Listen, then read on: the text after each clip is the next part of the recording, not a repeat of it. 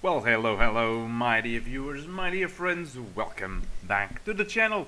A new week, new chapters for us to read and see what the hell is going on with their stories. Starting off this week's, we have the chapter of the Seven Deadly Sins, 229. Love is a maiden's strength. I don't know why, but I believe there's some echo. Or is it just my voice? It's probably just my voice. I'm feeling a bit under the weather. The weather is completely messed up here, so my voice sounds a lot louder than it actually is. Okay, so. Oh, so she remembers. The goddess Elizabeth, she awakened now of all times. Did you say Elizabeth has awakened? That's right, even if I just leave her alone, she'll die from the curse in 3 days. Okay. Heading out there to kill her personally doesn't sound bad at all. Oh, you don't want to do that. Mela, I won't say this again. Let me out of here right now. Oh boy. Oh boy. Jesus.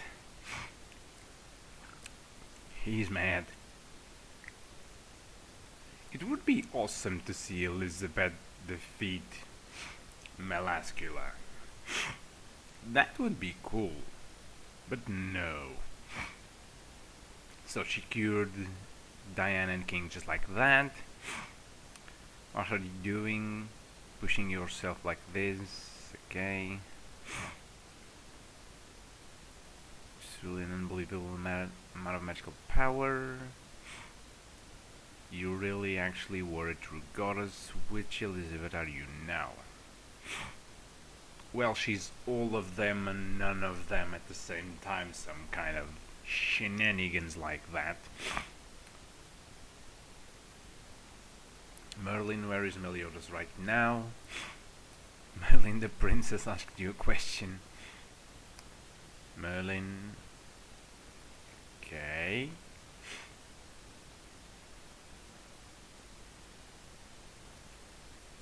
Oh. Wait a second. Oh, wait, what? Oh. For a second, I thought, Elizabeth could somehow be, Merlin's mother with Meliodas. Things that one tends to do. Never mind. I can't believe you've gotten so beautiful. You really have become a full-grown woman. I don't suppose you could call me big sissies like you used back then. Okay. I want to see where this is going now.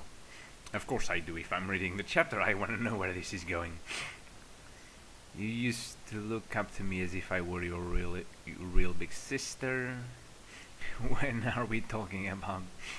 You were around 12 or 13 years old.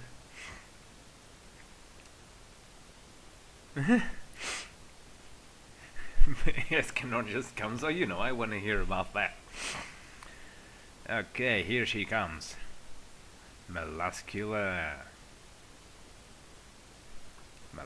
of Fate. The one who stole Meliodas' heart and manipulated him and made him betray us. And dealt the fatal blow to the demon clan, the loathsome goddess Elizabeth. And those audacious enough to defy us, the Seven Deadly Sins. Ha! The little half-dead fairy girl who I'm granted temporary life to has even come along. And what about me? Oh, Hawk. I wish you one day become something more than you are. Ooh. I, Melascula the Fate, in place of the Demon King, shall judge thee for thy sins. And she turns into a snake. Okay, so we have an Orochimaru look-alike. Great. It's not very charming, so I usually try to avoid having to take this form. It's a hell of a lot better than how you looked before. Okay.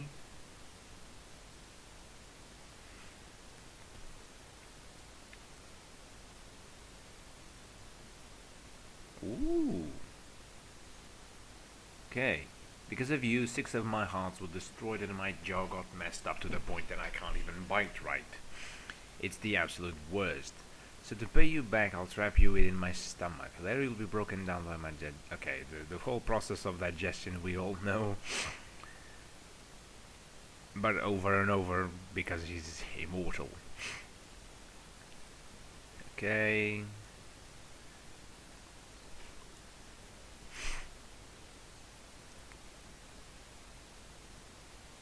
So Elaine tries to hit Melascula to no avail.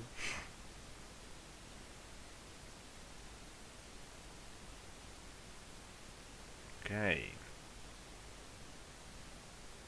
Okay. It's the typical I want to protect you as well, but okay, it's expected. It's expected.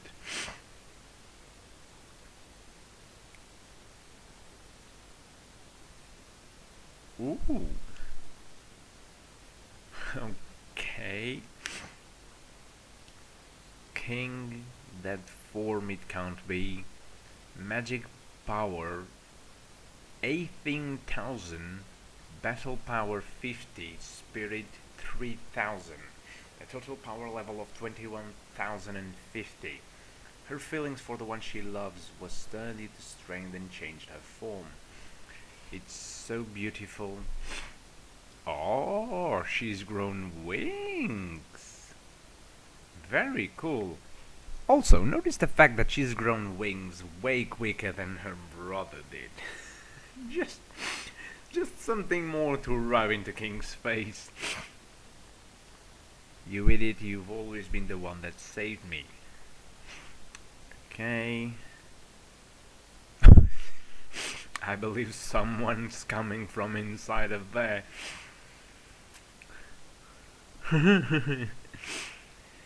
Boom goes the ceiling. There it is.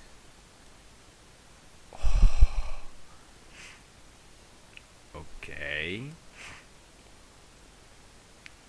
It can't be, this is impossible, that was the Dark Cocoon. Not even one of the 10 Commandments could have broken out. Not even Zeldoris, unless he was using the Demon King's power, could have destroyed it.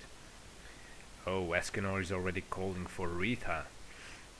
Answer my will, Divine X Rita.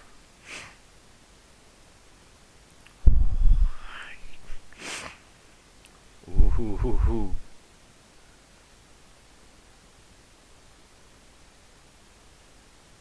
Okay. Escanor, in that state, the captain is too much for even you to handle. Don't worry, although you might not expect it from my looks, babysitting happens to be my specialty. Babysitting, even in that form. He dares call Meliodas a baby. And I think this young babe definitely needs some soothing. Meliodas versus Escanor. Stop the sitting rot with pride's immense calm. To be continued in chapter 230, The Chosen Warriors. From destroying the Dark Cocoon, Meliodas has lost all reason and gone berserk. Will the out-of-control captain be able to be persuaded? Well, I'm really looking forward for this.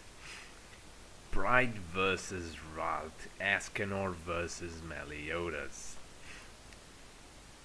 Let us not forget, Escanor has already defeated Esterosa. And Esterosa was pretty powerful himself. So,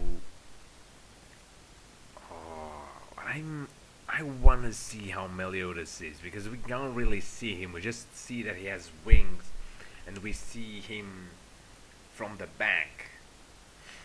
So I want to see his face.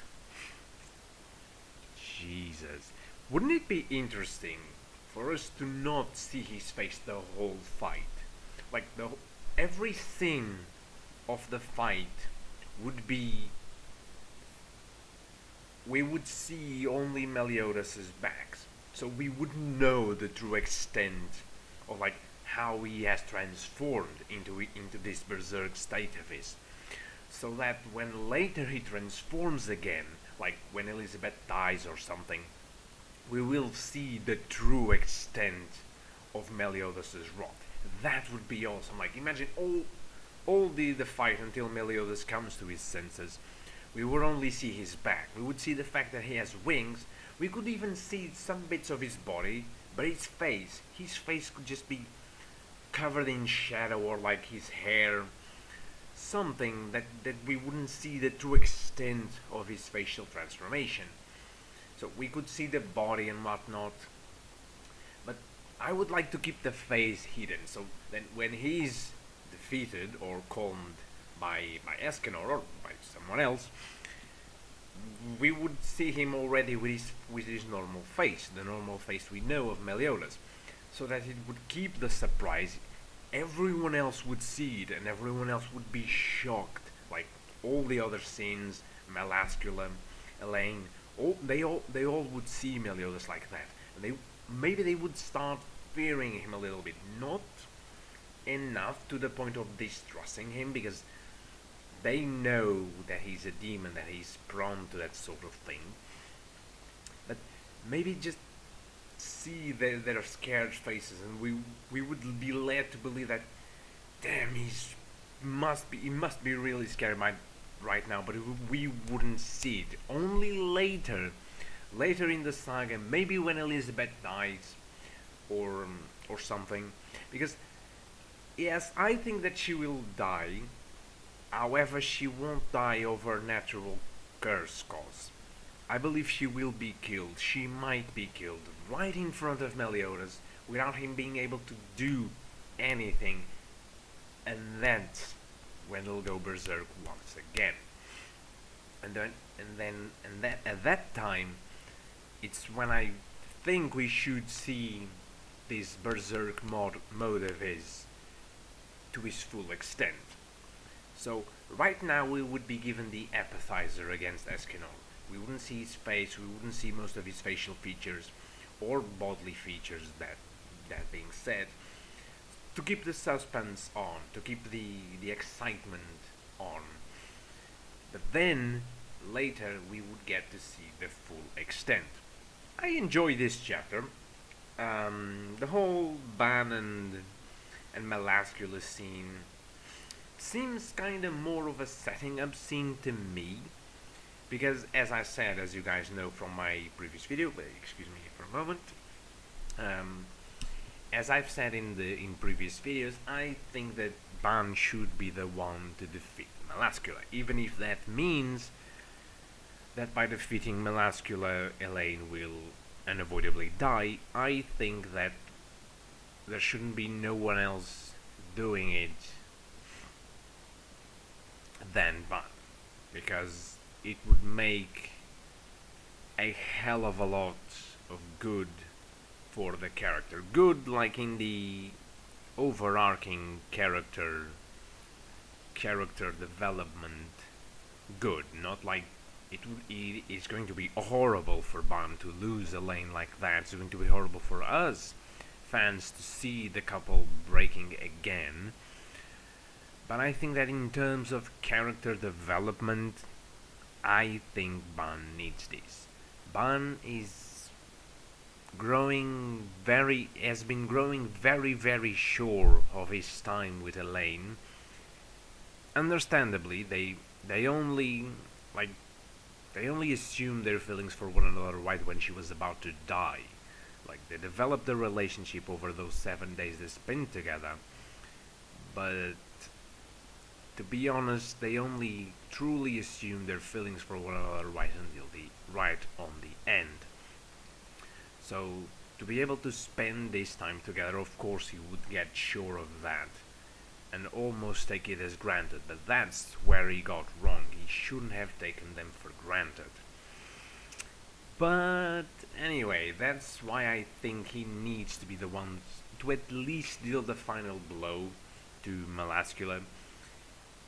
And then he needs that time to realize that Elaine is going to die. She's dead already. She's just going to go back to being dead, if that makes sense.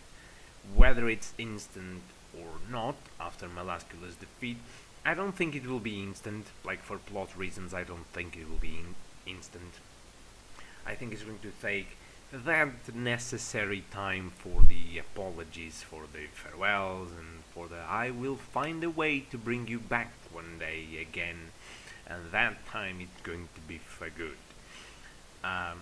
So there's gotta be some time for that. So I think it won't go instant by. So yeah, next chapter, I think the Meliodas versus Escanor fight will and should be done. I don't think they should waste.